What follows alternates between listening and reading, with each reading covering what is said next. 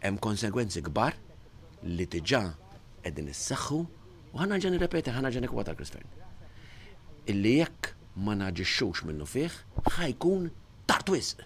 Irreparabbli tfisser li ma tista' issewweħ qatt. Kien dan kliem il-kap tal-Partit Nazzjonalista Adrian Delija waqt diskors fuq Net FM is-Sibt filgħodu fejn wissa li pajjiżna ma jistax jibda jirritorna n-normalità jekk fl-uffiċċju tal-Prim Ministru f'Kastilja se jibqa' Joseph Muscat igranfat mas-siġġu tal-poter.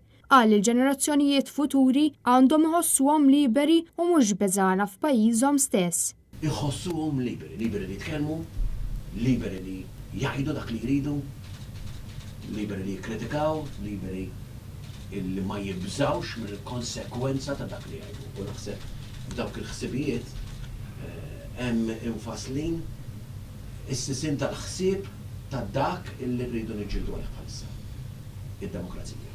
Adrian Delija komplajiet li l-istituzzjonijiet f'pajjiżna ġew maħtufa mill-gvern filwaqt li d-demokrazija kontinwament qed tiġi medda. Fid-daw ta' dan saħaq li l-Prim Ministru qed ikisser lil Malta billi ma jerfax ir-responsabbiltà politika. Huwa fatt illum il-Prim Ministru ta' pajjiżna qed jagħmel il-ħsara lil pajjiżna. Huwa fatt illum li dak il-Prim Ministru qal illi jrid illi għat l-istabilità huwa l-iktar persuna li qed toħloq instabilità f'pajjiżna. Huwa fatt illum illi għandna Ministru tal-Finanzi illi qiegħed taħt inkjesta maġisterjali. Huwa fatt illum illi għandna il-ġurnali prinċipali ewlenin mad-dinja kollha jgħidu li Malta hija l-gżira tal-korruzzjoni. Huwa fatt illum illi l-kliem tad-deputat Prim Ministru Chris illi wasalna f'punt fejn ir-reputazzjoni ta' pajjiżna tant iġġarfet illi ħajkun dal-waqt irreparabbli mela ammissjoni mid-deputat Prim Ministru tagħna illi f'6 snin dal-gvern kisser farrak ir-reputazzjoni ta' pajjiżna, iddikjarahu, u issa qegħdin fil-preċipizzju fit-tarf illi laqqas biss nkunu kapaċi narġgħu nsewwuh. U għaffatt illum illi l-Prim Ministru kellu l-iktar persuna ribu illi kien embroiled, kien ma f'kull parti minn kullum kien imdaħħal f'attivitajiet kriminali tal-ola livell. U għalhekk li Adrian Delija talab li l-Prim Ministru biex immedjatament jitlaq is-siġġu tal-poter u ma jkomplix jagħmel ħsara lil Malta.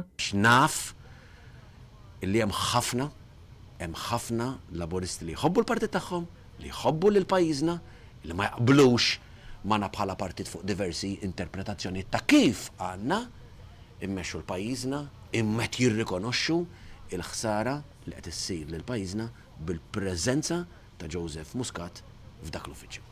Il-kap tal-Partit Nazzjonalista fakkar li Muscat ħa ġurament tal-ħalfa biex imexxi l-pajjiż bl-aħjar mod, iżda jidher biċ-ċar li tilef l-abbiltà biex jieħu deċiżjonijiet tal-aħjar ta' Malta. U l-appell tiegħi jibqa'. It-tama tiegħi illi they will stand up to the right thing for the country. It-tama tiegħi illi jgħidu x'inhu l-ewwel. Il-lealtà lejn xi ħadd illi tradina jew il-lealtà lejn pajjiżna.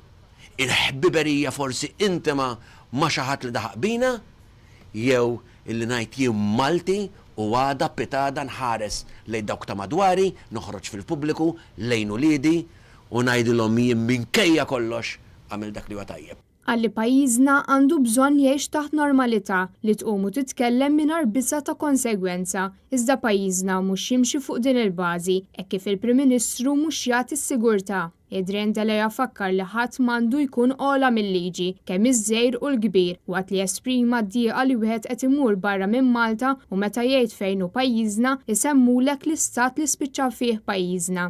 U inti titmur hemm tiddefendi xorta lil pajjiżek u tattakka lill-gvern. Tajt xorta illi aħna maħniex nies korrotti imma għandna gvern korrott. Tajt xorta aħna kburin imma mistħin bit-tmexxija l-għandna. Tajt xorta aħna ġejjinaw biex nitkellmu, biex nuru li f'Malta hemm minnu tajjeb, biex f'Malta hemm oppożizzjoni illi ħadd iġilet sewwa.